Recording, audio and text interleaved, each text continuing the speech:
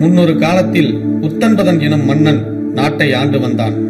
அவனுக்கு சுனிதி, சுருச்சி என்று 2 மனைவியர் இருந்தனர். ஆனால் அம்மன்னன் 2வது மனைவியிடம் அதிக அன்பு காட்டி வந்தான். சுருச்சியின் பேச்சை கேட்டு சுனிதியை அலட்சியம் செய்தான். வருடங்கள் சென்றன. சுனிதியும் சுருச்சியும் ஆண் குழந்தைகளை பெற்றெடுத்தனர். சுனிதியின் மைந்தன் துருவன் என்றும் சுருச்சியின் மைந்தன் உத்தமன் என்றும் அழைக்கப்பட்டனர். துருவனும் உத்தமனும் ஒருவருக்கொருவர் அன்புடனும் இணை பிரியாமலும் இருந்து வந்தனர்.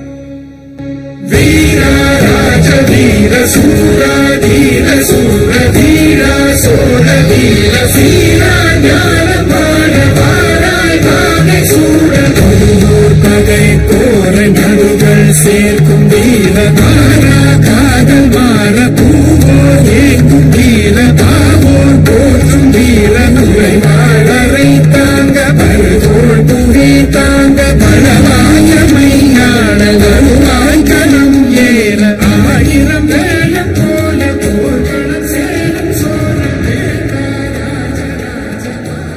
விளையாடிக் கொண்டிருந்த துருவனும் உத்தமனும் தந்தை வந்ததும் விளையாட்டை நிறுத்தினர்.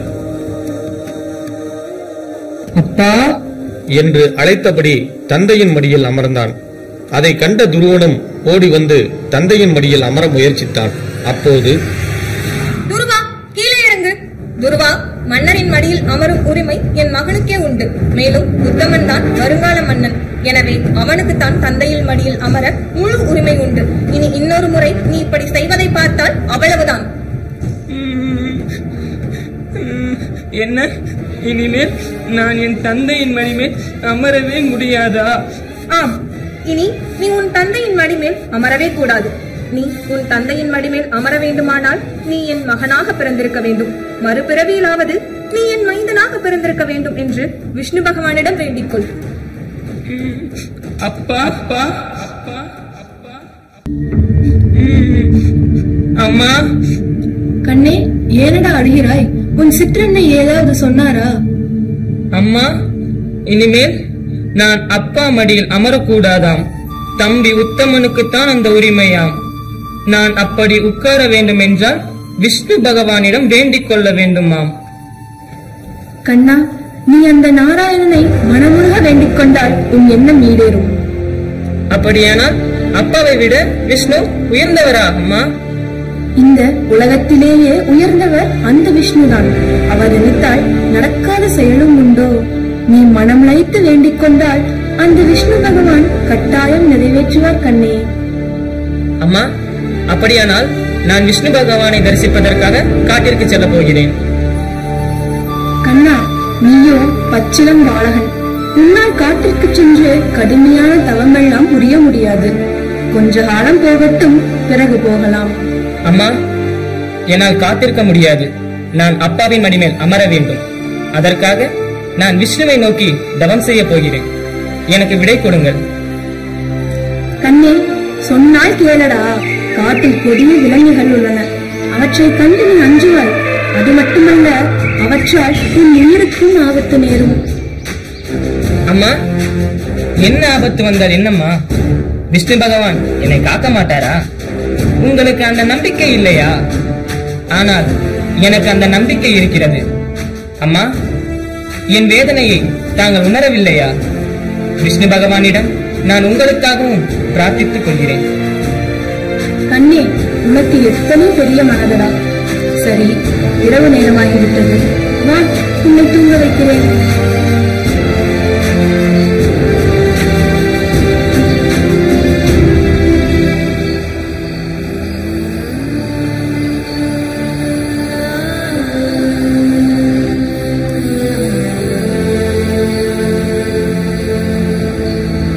துருவன் பகவான் விஷ்ணுவை தரிசிக்க தன் தாய் அனுமதி தராததால் இரவு யாருக்கும் தெரியாமல் அரண்மனையை விட்டு வெளியேறினான்.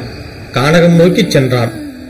முனிவர்கள் ஆசிரமத்திலிருந்து வருதல், துருவனை பார்த்தல். பல்லாண்டு பல்லாண்டு பல்லாயிரத்தாண்டு பலகோடி 100,000 மல்லாண்ட திண்டோள் மணிவண்ணா உன் சேவடி செவ்வி திருக்காப்பு அடியாமாடம் நென்னாடம் பிரிவெண்ணே 1000 பல்லாண்டு. பகவானே, குழந்தாய், யாரப்பா நீ? எதற்காக இக்காட்டை நோக்கி வருகிறாய்? முனிவரே வணக்கம். நான் பகவான் விஷ்ணுவை தேடி காட்டிற்கு வந்தேன். பகவானை அடையும் வழியை தாங்கள் எனக்கு சொல்வீர்களா? நான் அரசன் உத்தன்பதனின் மைந்தன் துருவன். குழந்தாய் துருவா, அரண்மனையில் ஆனந்தமாக வாழ்வதை விடுத்து உனக்கு ஏனப்பா இந்த கதி? கல்லும் முள்ளும் நிறைந்த கானகம் உனக்கு இன்பத்தை தருமா? பட்டு மெத்தையில் படுத்துறங்கிய பாலகன் அல்லவா நீ? காயும் கனியும் உன் பசியை போக்குமா? அரண்மனையில் தங்கத்தட்டிலும் வெள்ளித்தட்டிலும் உணவு உண்ட நீ இக்காட்டிற்கு வந்து துன்பப்பட வேண்டுமா? நான் சொல்வதை கேள். பகவான் விஷ்ணுவை காண்பது என்பது நீ நினைப்பது போல் அவ்வளவு எளிதல்ல. எங்களை போன்ற முனிவர்களாலே இறைவனை காண முடியவில்லை. நீயோ பச்சிலம் பாலகன், பால்மனம் மாறா சிறுவன். உன்னால் எப்படி இறைவனை காண முடியும்? முனிவரே, என் தந்தையின் மடியில் அமர எனக்கு உரிமை இல்லை என்று என் சிற்றன்னை என்னை தள்ளிவிட்டார். பகவானை வேண்டினால் நான் என் தந்தையின் மடியில் அமர முடியும் என்று கூறினார். குழந்தாய் துருவா, விஷ்ணு மனது வைத்தால் தந்தையில் மடியில் என்ன? இந்த உலகத்திலேயே உயர்ந்த இடம் உனக்கு கிடைக்கும். நீ மனம் தளராது பிரார்த்தனை செய். இடைவிடாது விஷ்ணுவின் பெயரை கூறிக்கொண்டே இரு. என் ஆசிகள். நமோ நமோ நாராயண, நமோ நமோ நாராயண, நமோ நமோ நாராயண, நமோ நமோ நாராயண, நமோ நமோ நாராயண, நமோ நமோ நாராயண, நமோ நமோ நாராயண. பக்தரட்சனே நாராயண, உலகளந்த பெருமாறே தேவா நாராயண, வாச பக்தநேச நாராயண, காம்படி வாச பரமதயான நாராயண. நமோ நாராயண, நமோ நமோ நாராயண, நமோ நமோ நாராயண, நமோ நமோ நாராயண. நாராயண நாராயண. சுவாமி வணங்குகிறேன். கண்ணே துருவா, உன் சிற்றன்னையின் வார்த்தைகளை பெரிதுபடுத்தாதே. அரண்மனையில் உன் தாயார் தந்தையார் என உன்னை காணாமல் அவர்கள் தவியாய் தவிக்கின்றனர். போய் அவர்களை உன் வருகையால் மகிழ வைப்பாயாக. சுவாமி, தாங்கள் என்னை பற்றி இவ்வளவு அறிந்திருக்கிறீர்களே, தாங்கள் யார் என்பதை நான் அறியலாமா? கண்ணே துருவா, நான் விஷ்ணுவின் தூதர்.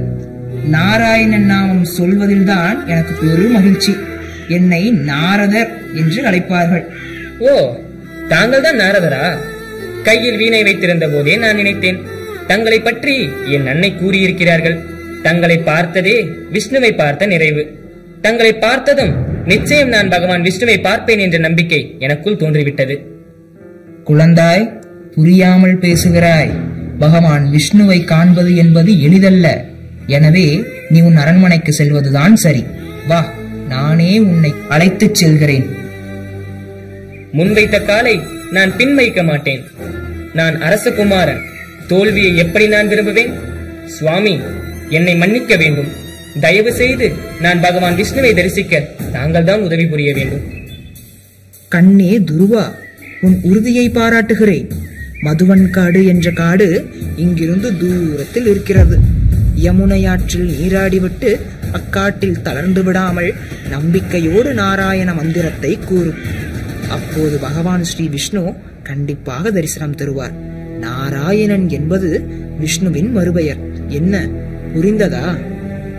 புரிந்தது சுவாமி, அப்படியே செய்கிறேன். நாராயண நாராயண. சுவாமி, எனக்கு ஒரு ஐயம். என்ன? தயங்காமல் கேள். வந்திருப்பவர் பகவான் விஷ்ணுதான் என்பதை நான் எப்படி அறிவேன்? நல்ல கேள்வி. பகவான் விஷ்ணுவின் தலையில் ஒளிவட்டம் காணப்படும். ஒரு கையில் சங்கும், மற்றொரு கையில் சக்கரமும், இன்னொரு கையில் கதாயுதமும், நான்காவது கரத்தில் தாமரை மலருமாக பகவான் உன் முன் தோன்றுவார். நீ அவரை காணும் வரை உன் மந்திரத்தை விடாது சொல். எனது ஆசிகள். கண்ணே துருவா, எங்கேயடா சென்றாய்? எப்படி இருக்கிறாய்? அந்த பகவான் விஷ்ணுதான் உன்னை காக்க வேண்டும். ஒரு செய்யாத உருமாறி தாயாகி என்னை தாங்கவான் தந்த பொன்னேவதை என் விழி போன பின்னாலும் வழியாகி ஒளியாகி ஒளி காட்டும் சிறுவெண் திரை உன்னை தொலைத்தேன் நான் வாடினேன் நீ வரும் பாதை தேடினேன் என் பூவன். சுனிதி, கவலைப்படாதே. நம் மகன் பத்திரமாக திரும்பி வருவான். சுருச்சி, இப்போது உனக்கு திருப்திதானே? என் கண்மணி காட்டில் எப்படி இருக்கிறானோ? நீ என் மடியிலிருந்து அவனை பிடித்து கீழே தள்ளிய போதே நான் உன்னை கண்டித்திருக்க வேண்டும். எல்லாம் என் கையாலாகத்தனம். கடவுளை நம்பினோர் கைவிடப்படார் என்பது பெரியோர் வாக்கு. எனவே நாம் கடவுளை நம்புவோம். நாராயண நாராயண. நாரத மாமுனியே, வரவேண்டும் வரவேண்டும். மன்னா, துருவனை நான் கானகத்தில் சந்தித்துவிட்டு தான் வருகிறேன். அவனை பற்றிய கவலை வேண்டாம். அவன் பாதுகாப்பாக உள்ளான். மேலும் அவன் நிச்சயம் விஷ்ணுவை தரிசிப்பான். அப்போது அரசன் குற்ற உணர்ச்சியால் தலைகுனிதல். அரசே, உனது செயல் மன்னிக்க முடியாததுதான். ஆனால் அதனால் ஒரு நல்ல பயன் கிடைக்கப் போகிறதே. ஆம், குருவன் பகவான் விஷ்ணுவை காண உன் செயல் ஒரு கருவியாக அமைந்திருக்கிறது. எல்லாம் அவன் செயலே. அவனின்றி ஒரு அணுவும் அசையாது. உனது மகன் இன்னும் சில காலங்களில் மாமுனியாகப் போகிறான். தன் தவ வலிமையால் அனைவரையும் வெல்லப் போகிறான். எனவே நீ கலங்காதே. நான் வருகிறேன். நாராயண நாராயண. நாரத மாமுனியே, தங்கள் திருவாயால் நல்ல செய்தியை கேட்டேன். என் வாட்டம் நீங்கினேன். நல்லது. நாராயண நாராயண. காட்டில் துருவன் கடுந்தவம் புரிந்து கொண்டிருக்கின்றான். தேவர்கள் அவனது தவத்தை கலைக்க முயன்றனர். ஆனால் முடியவில்லை. துருவன் விஷ்ணுவை தரிசிக்க வேண்டும் என்ற ஆவலில் தன் கண்களை எதற்காகவும் திறக்கவில்லை. இடி மழை என்று பாராது, அவன் இயற்கை சீற்றங்களை பொருட்படுத்தாது தன் தவத்தை நீடித்துக் கொண்டே வந்தான். ஓம் நமோ நாராயணாய. ஓம் நமோ நாராயணாய.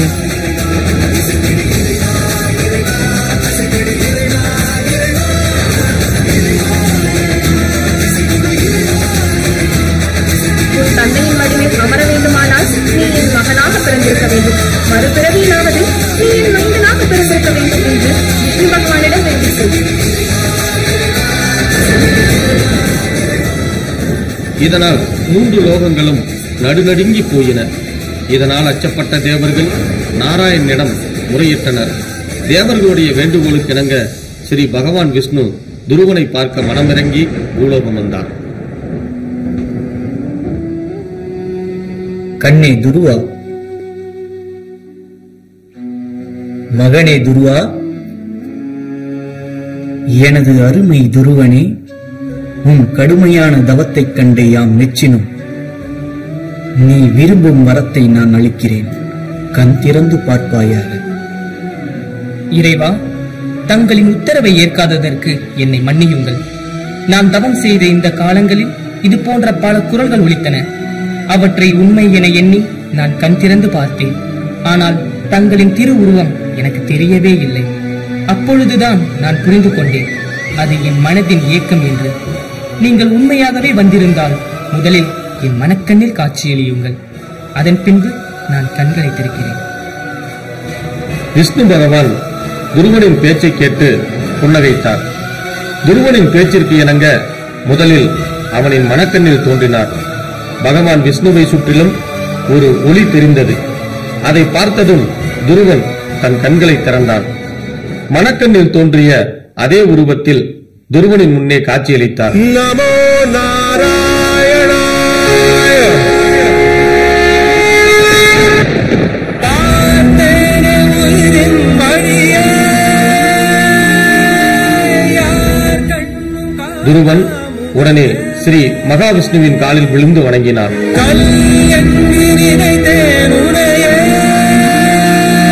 துருவன் பகவான் விஷ்ணுவை பார்த்தவுடன் அவனுக்கு என்ன பேசுவது என்று தெரியவில்லை. உடனே பகவான் விஷ்ணு தன் கைதாங்கிய சங்கினால் துருவனின் நெற்றியில் கை வைத்தான். உன்னை தேடி அலைந்தேன் எனக்குள்ளே தெரிந்தாய். சுவாமி, நான் காண்பது கனவா அல்லது நனவா? நிஜ தரிசனம் தானா? மாதவா, முகுந்தா, நாராயணரே, கோவிந்தரே, உயிர்களை படைக்கும் நான்முகனால் கூட உங்களை விவரிக்க முடியாது. நானும் ஒரு சின்னஞ்சிறு பாலகன், என்னால் எப்படி தங்களை விவரிக்க முடியும்? சுவாமி, தங்களை எப்படி வணங்குவது என்று தெரியவில்லை, எப்படி உம்மை பாடுவது என்றும் தெரியவில்லை. உங்களை பார்த்து கொண்டே இருக்க வேண்டும் போல் தோன்றுகிறது. என் கண்களின் பயனை இன்றுதான் நான் கண்டு கொண்டேன். குழந்தாய், உனக்கு என்ன வர வேண்டும்? கேள். இறைவனே, தங்களை காணும் வரை இருந்த என் விருப்பம் எல்லாம் தங்களை பார்த்தவுடன் தேவையற்றதாகிவிட்டது. இறைவா, எனக்கு எதுவும் வேண்டாம், எந்த அரசும் வேண்டாம். காலம் முழுவதும் உந்தன் பாத கமலங்களை பூஜிக்கும் பேறு கிடைத்தால் அதுவே போதும். கண்ணே, உன்னை நான் நன்கு அறிவேன். உன் விருப்பப்படியே எப்போதும் என்னை சேவிக்கும் பாக்கியம் உனக்கு உண்டு. மேலும் இதுவரை யாருக்கும் கிடைக்காத வரத்தை உனக்கு நான் அளிக்கப் போகிறேன். ஆம், நீ சொர்க்கத்தில் துருவ நட்சத்திரமாக விளங்குவாய். உன்னுடைய புகழ் என்றென்றும் நிலைத்து நிற்கும். நன்றி இறைவா, தங்கள் கருணையே கருணை. துருவா, இனி உன் தந்தை உட்பட அனைவருமே உன்னை நேசிப்பார்கள். நீ உடனே உன் நாட்டிற்கு திரும்பிச் செல். வருங்காலத்தில் நீ நல்ல அரசனாகி மக்களுக்கு நல்ல ஆட்சியை அளிப்பாய். உன் புகழ் இந்த பூமி உள்ள அளவு நிலைத்திருக்கும். உன் காலம் முடிந்த பிறகு உன் பெயரிலேயே வானில் ஒளி வீசக்கூடிய நட்சத்திரமாய் மிளிர்வாய். அனைத்து கிரகங்களும் சப்த ரிஷிகளும் உன்னை சுற்றி வருவார்கள். பகவானே, தங்கள் திருவுளம் எப்படியோ அப்படியே நடக்கட்டும். நல்லது, நீ உன் நாட்டிற்கு செல் என்று சொல்லிய நாராயணன் துருவனை ஆசீர்வதித்தார். துருவன் இறைவனின் வாய்மொழிக்கேற்ப தனது நாட்டிற்கு திரும்பினான். பகவான் விஷ்ணுவின் கட்டளைப்படி துருவன் நாடு திரும்பினான். துருவனை நாடே உற்சாகத்தோடு வரவேற்றது.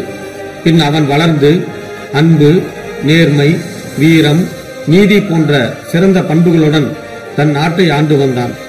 நித்தமும் விஷ்ணுவை பூஜித்து வந்தான். பின் விஷ்ணு பகவான் கூறியபடியே துருவனை தம்முடன் அழைத்துச் சென்றார். ஒரு நாள் அழகிய தங்கரதம் விண்ணிலிருந்து கீழே வந்தது. அத்தங்கரதத்தில் முன்பு துருவன் கானகத்தில் கண்ட 7 ரிஷிகளுடன் ஏறிச் சென்றான். பின் துருவன் வானத்தில் நட்சத்திரங்களுக்கு இடையில் மற்ற எல்லா நட்சத்திரங்களுக்கும் மேலாக துருவ நட்சத்திர கூட்டமாக துருவன் காட்சியளித்தான். ரிஷிகளும் நட்சத்திரங்களாக ஒளி வீசுகின்றனர். பல ஆண்டுகளாக வடதிசையில் பயணிகளுக்கு வழிகாட்டியாக விளங்குகிறது.